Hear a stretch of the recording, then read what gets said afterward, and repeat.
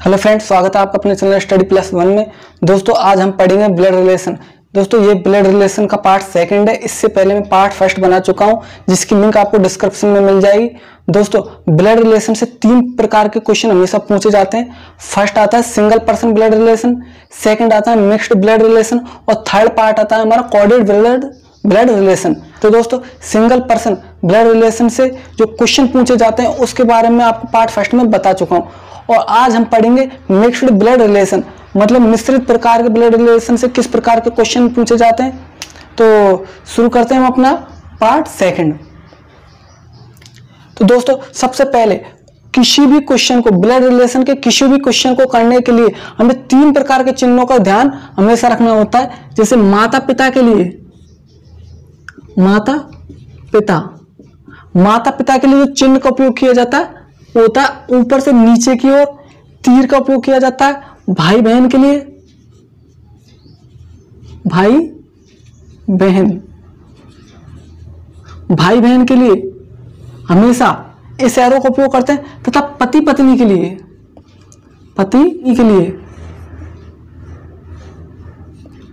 के लिए double arrow का उपयोग करते हैं। माता पिता के लिए तीर का निशान ऊपर से नीचे की ओर होता है, तथा भाई बहन के लिए एक सिंगल एरो का उपयोग करते हैं, जबकि पति पत्नी के लिए डबल एरो का उपयोग करते हैं। पुरुष के लिए हमेशा प्लस आता है तथा महिला के लिए हमेशा माइनस चिन्हों का उपयोग करते हैं। अब बात करते हैं हम फर्स्ट क्वेश्चन की ओर।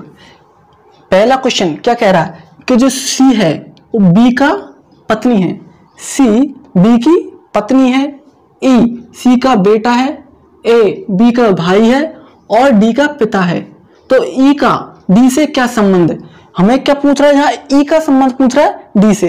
तो जो हमें क्वेश्चन में दिया हुआ होता है उसका हम यूं की यूं ही उतारते हैं। सबसे पहले दे रखा सी बी की पत्नी है, तो जो सी है वो क्या बी की पत्नी, और पति पत्नी के लिए किस चिन्ह का उपयोग करते हैं?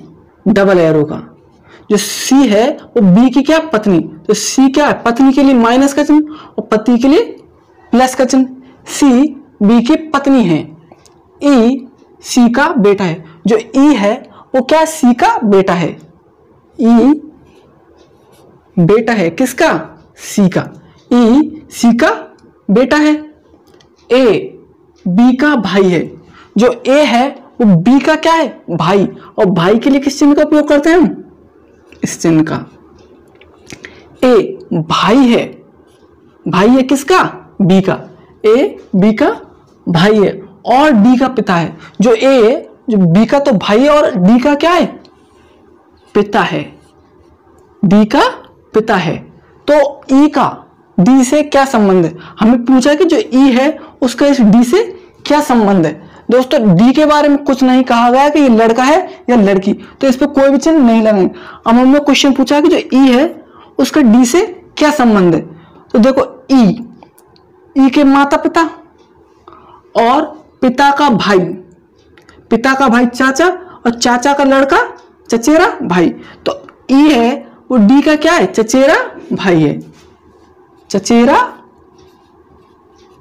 भाई। क्यों? क्योंकि ई का जो पिता है उसका भाई, ई का क्या हुआ? चाचा, और चाचा का लड़का ई का क्या लगा? चचेरा भाई। तो इस क्वेश्चन का आंसर है चचेरा भाई। अब बढ़ते हैं हम अपने नेक्स्ट क्वेश्चन की ओर। अब हम बात करें अपने नेक्स्ट क्वेश्चन की ओर।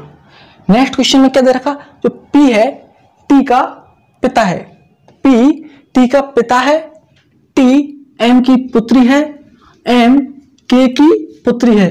तो पी का के से क्या संबंध है? सबसे पहले जो हमें दिया हुआ होता है उसी को हम तरीके से लिखते हैं।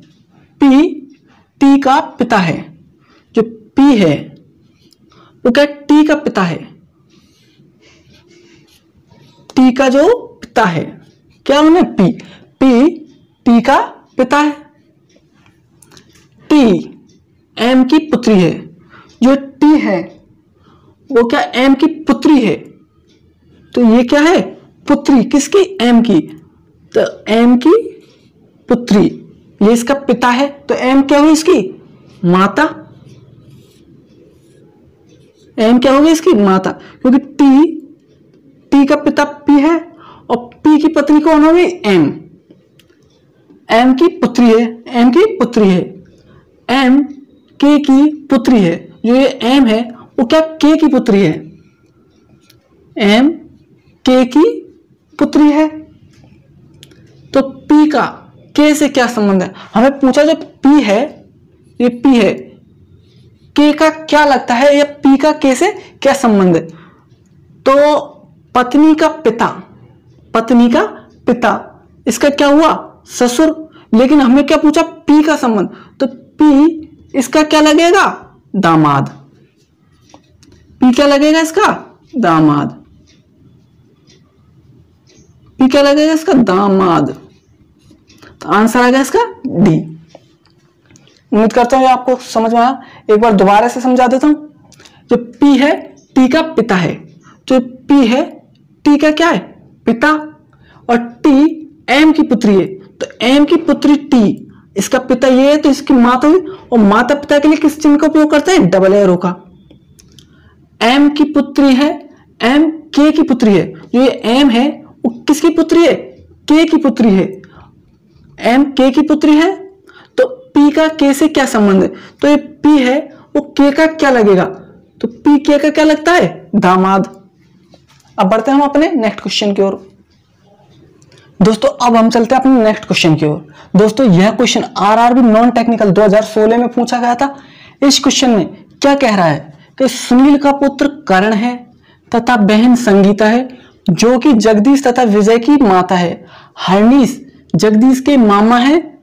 हरनीश कर्ण से किस प्रकार संबंधित है? तो दोस्तों इसको हम जैसे जैसे क्वेश्चन कह रहा है वैसे वैसे हम चिन्हों का प्रयोग करके इसको जमाते हैं। सुनील का पुत्र कर्ण है, तो सुनील को हम एस से प्रदर्शित करते हैं। सुनील है, इसका पुत्र कौन है? कर्ण। सुनील का पुत्र कर्ण है, सुनील के लिए एस, कर्ण के लिए के। तथा बहन संगीता, जो सुनील है उसका पुत्र कर्ण है तथा इसकी बहन कौन है? संगीता है। इसकी बहन है सुनील की, जो क्या? संगीता, SIN, संगीता। सुनील का पुत्र कर्ण है तथा बहन संगीता है, जो कि जगदीश तथा विजय की माता है। जो संगीता है वो क्या? जगदीश तथा विजय की माता। जगदीश